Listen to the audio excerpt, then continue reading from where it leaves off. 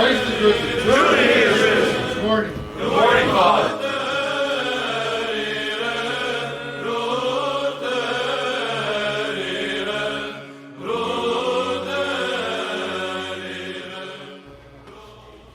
On Thursday evening, Friday morning, but Thursday evening for us, we will be celebrating the Ascension of the Lord. I mention this because it's going to be a huge shift, especially for those who have come into the church during the Lenten season and now with us throughout Pascha and then through this time leading up to this Sunday. I asked the question last night, for those of you who have been here, how many of you have learned Christ is risen? Right? I think everybody's pretty much learned it. And if you haven't learned it, then you pretty much can follow along if you do it. But every year it gets done. Christ is risen. Over and over and over again, as many times as we can, we put it into every liturgy and every service that we have. And then all of a sudden on Thursday, we won't be singing it no more. And it'll just be just like the disciples when they were sitting on the beach and they watched Christ go up into the heaven, that they were left there with their mouth open wide. So will we too when we can't sing Christ is risen anymore. Of course, I sing it throughout the year. But you won't hear it in here anymore. It'll be strangely silent. It'll be strangely a different shift from the time of the resurrection now to the time of the ascension. And then for a week and a half, we will celebrate the ascension until Pentecost, where then now you will see a shift from all white then to green. Green is the day that is the color that we celebrate during Pentecost. This past weekend, and some of you heard this last night, you're going to hear a little bit of it again today.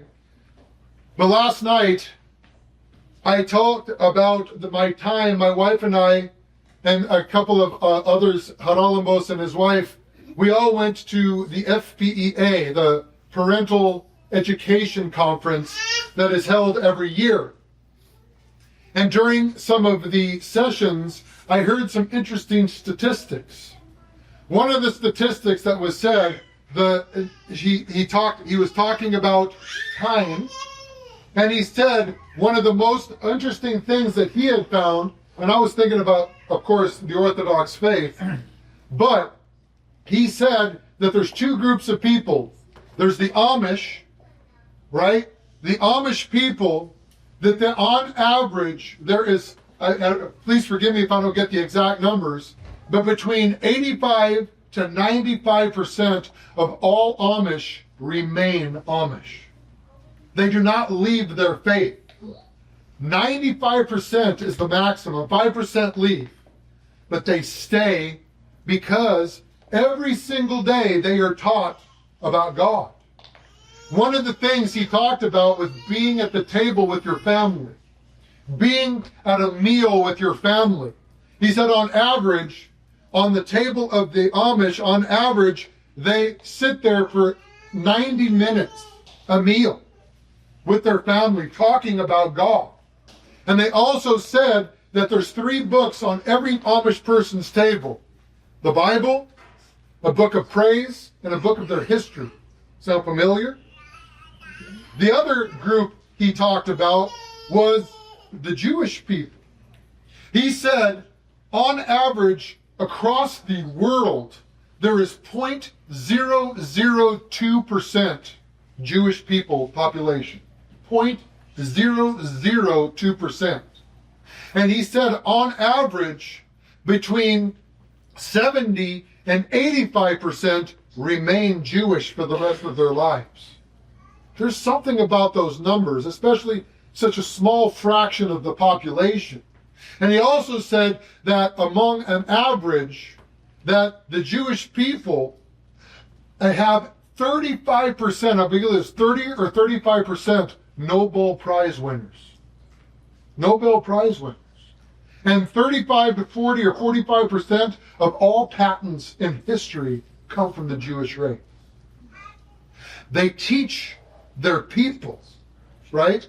Last week, the last few weeks, we have celebrated the woman at the well. We celebrated the man that was paralyzed. And for me, I look at the little background details, such as today where we celebrate the man who was not only blind, but was born that way. He had never known a day that he was not blind. And what happened? Jesus took some mud, spit on it, anointed his eyes, and lo and behold, eyes grew in his face. Right? The sockets were filled. He was able to see. And before he could come back, Jesus had walked away. And during that time, he was persecuted for his now newfound faith, a newfound sight, right? Because not only did he see physically, but he was able to see in different ways as well. Because whatever the reason is, at one point, they called in his parents. I think it's kind of interesting, that little tidbit that they called in his parents. His parents were still involved in his life. He was begging, but nonetheless, his parents were still involved. And one of the overarching things about the FPEA, the conference that we went to, is that everybody there, 2,000 people that were there, we all were there for one purpose: to teach our children, to educate our children, to homeschool our children. And a lot of it was prayer, a lot of it was praise music, and there was different vendors. Now, one of the women that we sat down into the class, again, I said some of this last night, but there was a woman there who had written a book out of necessity. The name of that book is How to Talk to Your Children About Pornography. How to Talk to Your Children About Pornography. She said on average, 8 years old is now the average age that children are affected now and see pornography. 8 years old, men and women, by the way, boys and girls, that's flooding the place. And she said, now keep in mind what I'm about to say, she said that when you look at pornography, not only does it affect you in a spiritual way, but it also affects you in a physical way. That actually when you watch it, right, it releases dopamine. For those of us who have tattoo, we get tattoos, and again, dopamine's released, and that's why people end up getting more and more tattoos. But she said that now science has taught, as the study, that pornography, as well as games, PlayStation games, Xbox games, that it actually creates new pathways neurologically in your mind. It creates new pathways, which means that the enemy not only is attacking us, but trying to change us physically. The change that we go through is a physical change. Every person that looks at pornography is affected in a way that is neurological now. And because you so hunger for that release and that what you earn at the end of it, if you can call it that, you look forward to that because your body is telling you you need it.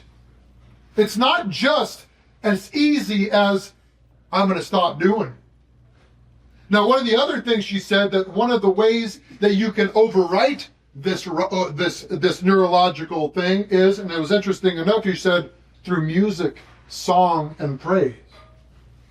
Every single day, right, I encourage everybody to do what? Prayer rule. Prayer rule. Prayer rule. Every single day, prayer rule.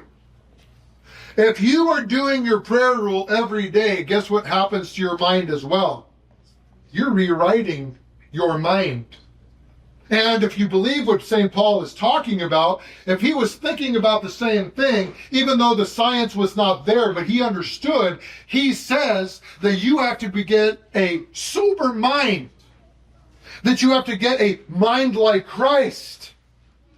But if the enemy from day one, especially now with our phones, with a TV, with VR, if those things are affecting us neurologically, it's no wonder why such a huge percentage of our world is plagued, and I'm going to use that word, plagued, with sex problems. Because not only do you go through that, but then when you get married, now, in order to have that reward, you do whatever it takes to get there, just like it is for you to get a drug. Because you've been rewritten in the mind. How do we get rid of it? It's a lot of work. It's a lot of work to go in and pray to God. And as soon as you start feeling those feelings, that you go forward and say, Jesus Christ, Son of God, have mercy on me, a sinner. It's the same thing with cigarettes. It's the same thing with drugs. It's the same thing with everything. Because it's designed to hook us. I always use the example of the fishing. When you're fishing, there's a couple of different outcomes for the fish, right? Same thing with you. You cast it out, and what's some of the things that happen, right? The fish nibbles it, bites the line, and what happens? You either hook the fish, or the fish spits out the hook. But for the enemy, you know what the enemy's primary goal is? The worst case scenario for the fish is that it bites the line, hooks, and then breaks the line, and the hook remains inside. I don't know about you. I've been fishing, and I've found hooks inside fish. Rusting hooks inside fish. If that's what the enemy does to us, as soon as he hooks us, he makes sure that the line is broken. He makes sure that that poison remains. Because that's what gets us to go to it over and over and over again. One of the other themes that another one of the speakers talked about was she brought up about what King David said, how in the hands of a warrior, children are like arrows. Arrows that go out into the world like the hands of a warrior. On average, Christians are having 1 to 2 children. 1 to 2 children on average. Some families have more, but on average, 1 to 2 children, while the Empire of Islam is having 5, 6, 7, 8, 9, 10, 11, 12 children. And different faiths, they do not do anything but have children. And guess what they teach their children? To have faith in their faith. We as Christians, a lot of times, you know what we do? We as parents, we live whatever we want, Monday through Saturday. We live according to whatever we want to do. Our freedom is Monday through Saturday. Our freedom. And then on Sunday, you put on your best, you try to, you come, and guess what you do? You try not to swear, you try not to think about evil things, you try not to do whatever, and when you walk into church, you become a Christian. And then when you drive home, somebody cuts you off, the first thing you're doing is flipping off the person in front of you, you're screaming at your kids, and you're doing whatever else it is when you go home, and then Monday through Sunday afternoon through Saturday again, your freedom is intact. And looking forward to Sunday. But that's not how the Orthodox Church is designed. Just like the Jews, we are supposed to be talking to our children. Solomon said that when you're walking down the road, you're supposed to be talking about the commandments. When you're sitting at the table, you're supposed to be talking about the commandments. When you're walking along and sitting on the couch, you're supposed to be talking about the commandments. And his father David said that the commandments are more precious than the finest honey and more precious than gold. It is nothing else than the commandments. Those statistics I gave you, 35% of all Nobel Prizes go to these people that are being taught their faith. And the faith that they have is something you got to think about. Because on Saturdays, they're not supposed to do work, they're not supposed to do heavy lifting, they're not supposed to do certain things, they're not supposed to do specific things, they're not supposed to eat specific things, they're not supposed to... All their life, every single day, is revolving around not themselves, but around their faith. Why are we doing something different? Even when you're at work, you can pray. Even when you're at work, you don't have to participate with the rest of the people gossiping about other people that you work with or their families or bad-mouthing their wives and spouses. When you go to the store, you don't have to participate in the things and hide your cross underneath your shirt.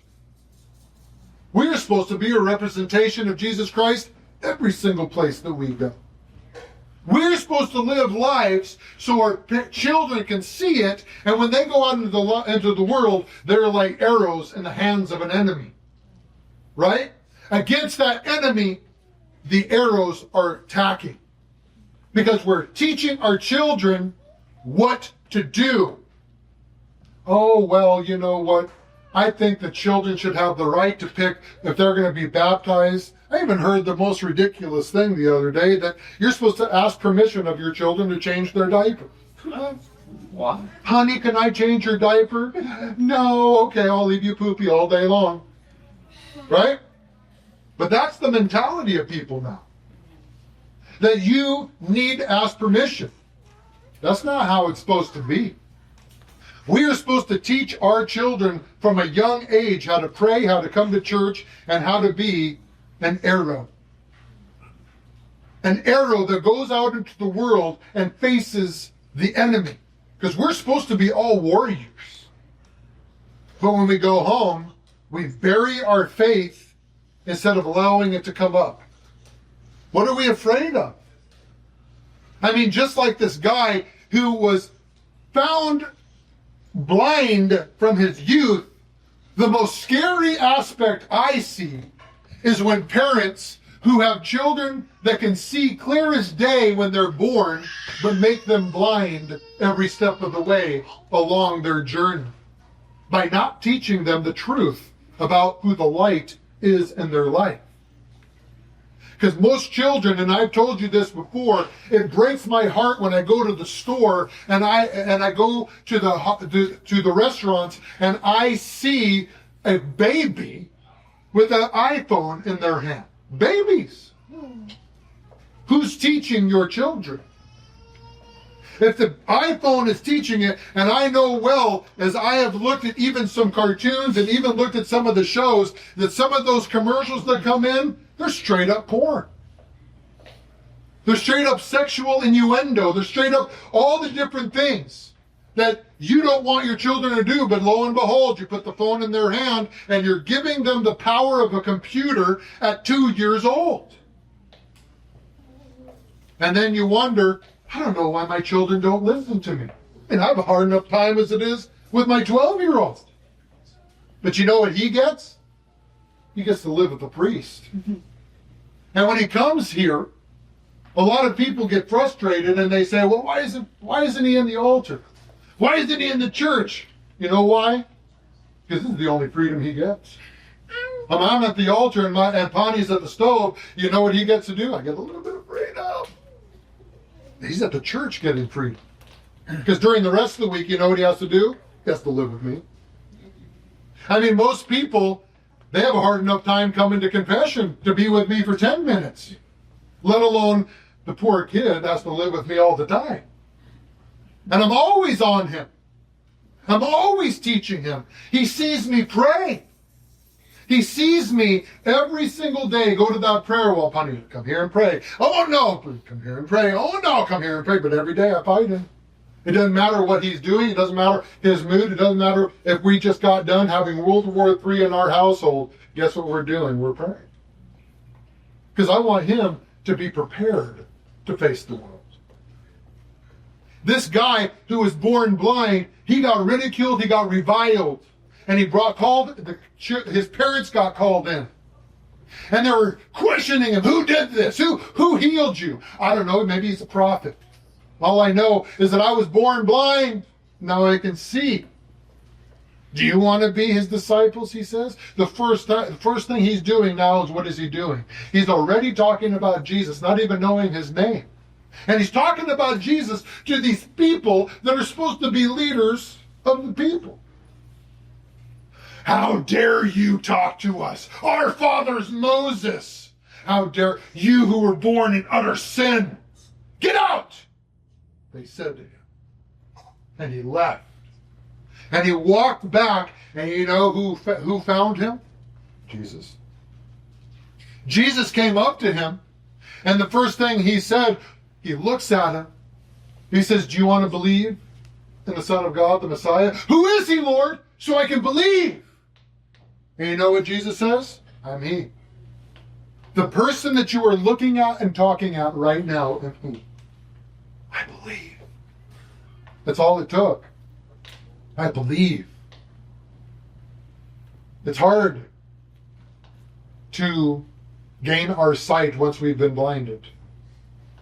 All of us have been blinded. All of us have been strayed away and pulled away by whatever sin and temptation and passion and vice that are in our life. The enemy does constantly to keep on keeping us in bondage. The chains are invisible. The chains are made of ash and smoke. And all it takes is a brief prayer to break them. But you know what we do? We bury our own desire of wanting prayer. Spiritual amnesia sets in, and the next thing you know, you're doing the things that you don't want to do. Sound familiar? St. Paul talked about it. And if he talked about it, that means it's a reality. But until you take it seriously, until we all take it seriously, we'll remain blind.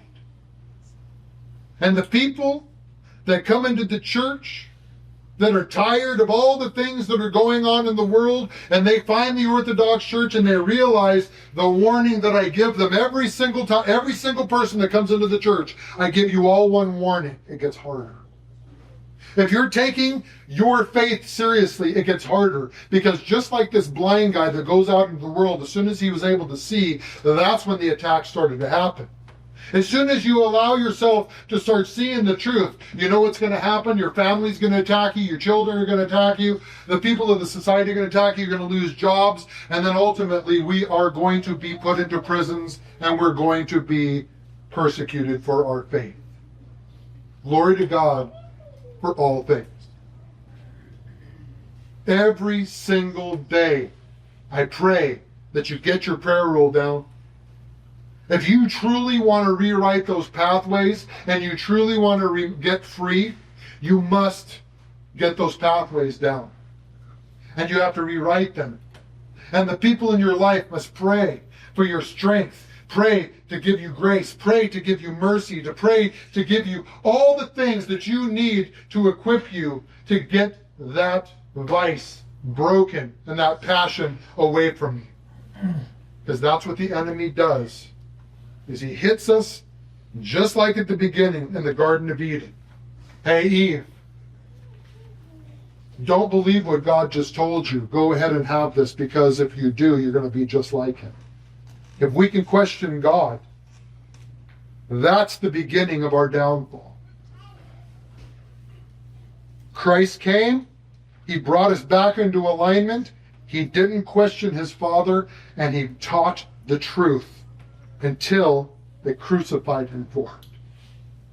Should our journey be any less than that of our Savior?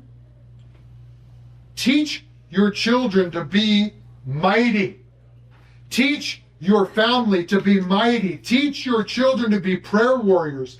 Teach your children to do the things of the church. Teach them how to fast. Teach them how to do confession. Teach them how to do all those things, because when they grow up, you know what they're going to teach their children? All of those things. And I've said this before, and I'm going to end with this. The Greek church and the Orthodox church at large is being filled with converts that actually give a crap. Because a lot of years, the Orthodox Church had all the yayas and papus, the grandfathers and grandfathers, coming from the old country. They believed with the faith, but they did not carry that belief to their children. And if their children did believe it, they didn't do it to their children. I've said this before. The 1980s is when I grew up. And we were proud that we were rebellious, and we were proud that we're Generation X, and we were proud of all the hair metal, and we're proud of all those things. But you know what our pride has gotten us? A generation of people that don't know who they are. A generation of people that are questioning God, questioning their sexuality, questioning their gender, questioning everything else because of our rebelliousness. It's time to end the rebellion and come back to God. Because rebellion breeds rebellion. Holiness breeds holiness. And you have to take it seriously. Let us glorify and praise the name of the Lord today, and pray that we can see clearly enough to do the things that God has called us to do. Christ is risen. Truly he is risen.